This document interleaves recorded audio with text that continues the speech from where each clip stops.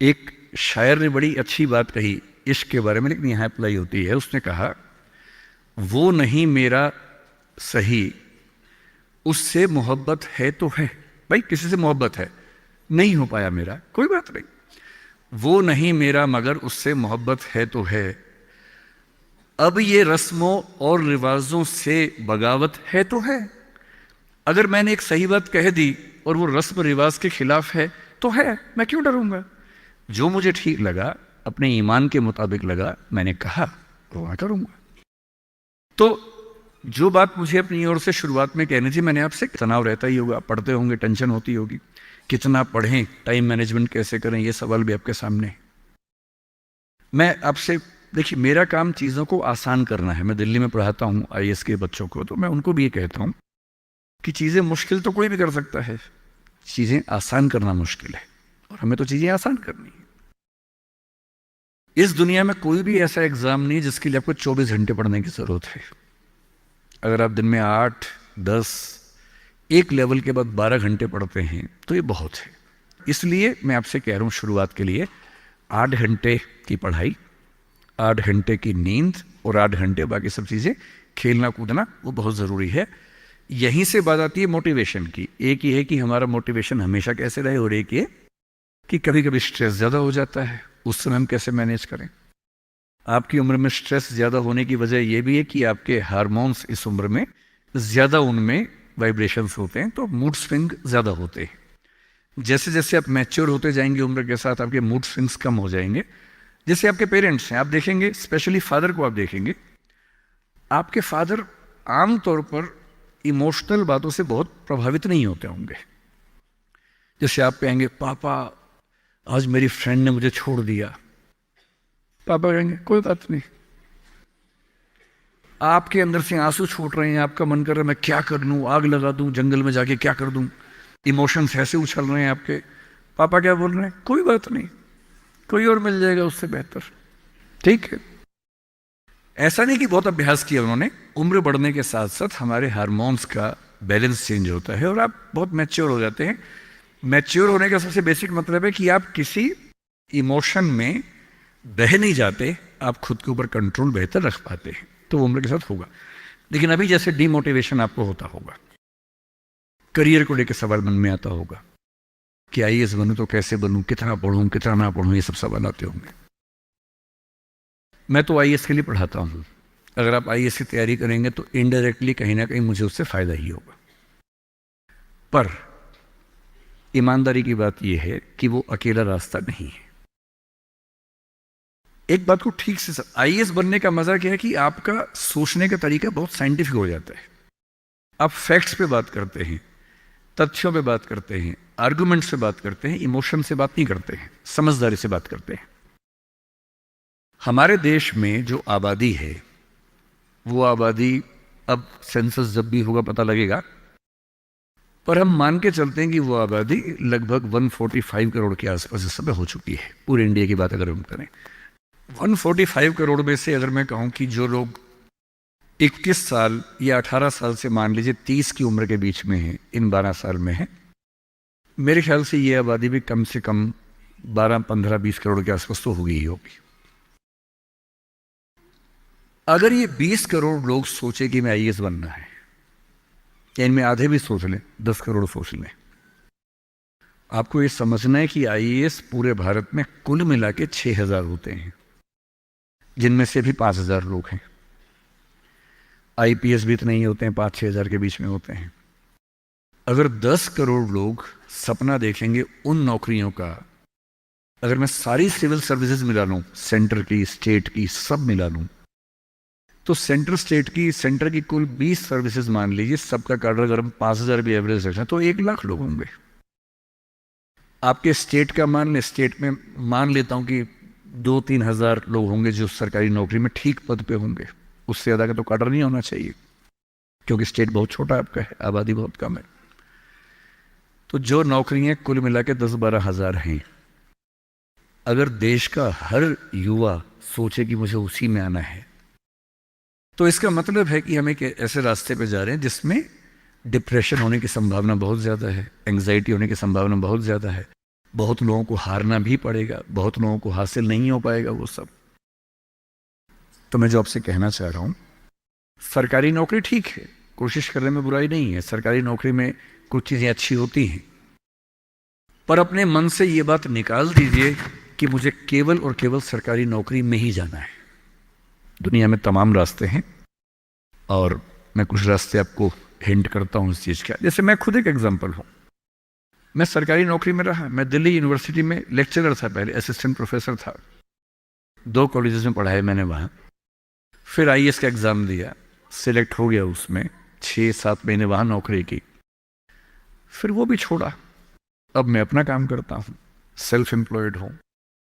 और मैं ईमानदारी से आपसे कह रहा हूं, आप जब भी कोई फैसला करेंगे अपने बारे में, कभी ना कभी आपको फील होगा, बेशक 1 सेकंड के लिए, कि आपने गलत किया। कोई भी फैसला हो, आप स्पाउस सिलेक्शन करेंगे अपने लिए, कितना भी सोच के कर लें, जीवन में कभी ना कभी लगेगा गलती हुई, अक्सर लगेगा ठीक किया, कभी कभी लगेगा गलत किया। और ऐसा नहीं कि आपने एक्स के बदले वाई किया होता तो नहीं लगता, तो भी लगता। दिक्कत ये नहीं है कि मैं एक्स को चुनूं या वाई को चुनूं, आप जिसको भी चुनेंगे पूरा पैकेज साथ में आता है, अच्छी चीजें भी खराब चीजें भी। जो अच्छा आएगा उस पर आपका ध्यान नहीं जाएगा, क्योंकि वो तो फॉर ग्रांटेड है। जो मिल जाता है वो मिट्टी हो जाता है, कोई वैल्यू नहीं करता उसको। जो मिस हो जाता है वो चुभता है। और जो चीज दूसरे ऑप्शन में अच्छी थी, इसमें नहीं, आप बार बार वो देखते, अरे यार, अरे यार वो ठीक था, अरे यार वो ठीक था। जबकि वहां 12 प्रॉब्लम्स थी, यहां 2 प्रॉब्लम है। पर हमारी ह्यूमन कॉन्शियसनेस ऐसी है कि जो छूट गया उस पर नजर ज्यादा जाती है, जो मिल गया मिट्टी हो जाता है। एक बड़ा प्रसिद्ध शेर मैं कई बार कोट करता हूं, मतलब दुनिया जिसे कहते हैं जादू का खिलौना है, मिल गया वो मिट्टी है, नहीं मिला वो सोना है। जो नहीं मिलता है ना, वो बड़ा परेशान करता है। ये नौकरी के मामले में भी है। पर मैं ईमानदारी से कह रहा हूं कि मुझे आज तक जिस एक फैसले पर 1 सेकंड के लिए भी नहीं लगा कि मैंने गलत किया, वो नौकरी छोड़ने का फैसला है। मुझे आज तक नहीं लगा कि मैंने गलती की, क्योंकि मुझे लगता मैंने एकदम ठीक किया। मैंने अपने स्वधर्म, अपने नेचर के अनुसार सही किया। इस बच्चे ने बड़ा खूबसूरत सवाल पूछा कि आप आईएएस एलाइड की नौकरी छोड़ के टीचिंग में क्यों आ गए। मैं इस सवाल में दूसरा सवाल जोड़ देता हूं। हमारे सामने प्रेम सिंह जी बैठे, मुख्यमंत्री जी बैठे, वो टीचिंग की नौकरी छोड़ के पॉलिटिक्स में क्यों आ गए। 2 एग्जाम्पल्स हैं आपके सामने। इन दोनों में एक तारतम्य है, एक रिदम है, एक लय है दोनों में। वो टीचर बने, उनको फील हुआ कि उनका स्वधर्म टीचिंग से ज्यादा कुछ और है। मैं आईएएस एलाइड में आया, मुझे लगा कि मेरा स्वधर्म इससे ज्यादा टीचिंग में है। स्वधर्म क्या होता है? आपने गीता पुस्तक का जिक्र सुना होगा, उसमें श्री कृष्ण ने स्वधर्म का जिक्र किया है। यहां बहुत सारे बच्चे बौद्ध समाज से होंगे, महात्मा बुद्ध ने भी इस बात पर खूब जोर दिया है। सारे धर्मों, सारे दर्शनों का जो सार है वो ये है, हर व्यक्ति हर काम के लिए फिट नहीं होता है। 2 चीजों पे गौर करना है। पहला, मैं क्या अच्छा कर सकता हूं, मैं कैपेबल किस चीज के लिए हूं। दूसरा, मुझे क्या करने में मजा आता है। और जहां इन दोनों का इक्विलिब्रियम हो, जहां ये दोनों बातें मिल जाएं, वो आपका स्वधर्म है। यानी जैसे मैं सिंगर बनना चाहता था, पर मैं इतना गंदा गाता हूं कि मैं जब घर में गाता था, मेरे पेरेंट्स बोले तो मैं भारतीय सेना में चले जाना चाहिए, बिना बंदूक के विदेशी की तरफ देख के गा देना, बस वैसे ही मर जाएंगे सारे के सारे। सही बात है भाई, ये भी ठीक बात है। तो मेरा मन था कि मैं सिंगर बनूं, पर गला कौवे जैसा भगवान ने दिया, कोयल जैसा नहीं दिया, तो मैं सिंगर नहीं बनूंगा। मेरे मन से क्या होता है, अच्छा लगने से क्या होता है भाई, सुने भी तो कोई मेरी बात को, मेरे गाने को सुने भी तो सही कोई। तो मेरा मन क्या करता है काफी नहीं है। 2 चीजें हैं, मैं क्या कर सकता हूं। मैं बचपन से स्कूल में डिबेटिंग करता था, मेरे पेरेंट्स ने मुझे बड़ा सपोर्ट किया, और बचपन से ही मेरे पेरेंट्स ने, टीचर्स ने कहा कि तुम कुछ ऐसा करना कि मंच पर रह सको, पॉलिटिक्स में जाओ, एमपी बनो। तब मेरा मन भी पॉलिटिक्स में आने का था, स्कूल लाइफ में बहुत ज्यादा मन था उस समय, बाद में नहीं रहा। तुम पॉलिटिक्स में जाओ, तुम वकील बनो, क्योंकि जब कोर्ट केस लड़ोगे तुम्हें बोलने की ताकत भगवान ने दी है, उसका इस्तेमाल करो। या टीचर बनो। टीचर की छवि हमारे समाज में बहुत अच्छी नहीं होती थी, हालांकि मेरे पेरेंट्स टीचर ही हैं दोनों, पर हमारे समाज में टीचर की छवि होती है। और हमारे देश का दुर्भाग्य है कि जो प्रोफेशन देश को गढ़ता है उसकी छवि बहुत अच्छी नहीं है। टीचर बनना बहुत लोगों का सपना नहीं है, मेरा तो है। और मेरा स्वधर्म, मैंने महसूस कर लिया कि मेरा स्वधर्म टीचिंग है। और स्वधर्म का मतलब वही दो बातें जो मैं कर सकता हूं और जो मैं करना चाहता भी हूं। आपके मुख्यमंत्री जी अच्छे टीचर रहे होंगे, पर उनको बार बार मन में आता होगा कि मैं जनता के बीच जाकर उनके साथ काम करके क्यों ना कुछ ऐसा करूं कि पॉलिसी मेकिंग में आऊं। उनका स्वधर्म उनको वहां खींच के ले गया, तो उन्होंने वो किया। और इस दुनिया में जो भी सफल इंसान आपको देखे, कोई भी सफल व्यक्ति देखे, किसी भी फील्ड का हो, आप हमेशा देखेंगे वो वही व्यक्ति है जो अपने स्वधर्म पे चल रहा है, जिसने वही रास्ता चुना जो उसकी क्षमताओं यानी कि कैपेबिलिटीज और उसके इंटरेस्ट यानी कि उसकी इच्छाओं से मैच करता था। तो आप सबसे मैं कह रहा हूं कि आईएएस या पीसीएस या सरकारी नौकरी की अंधी दौड़ में मत दौड़िए।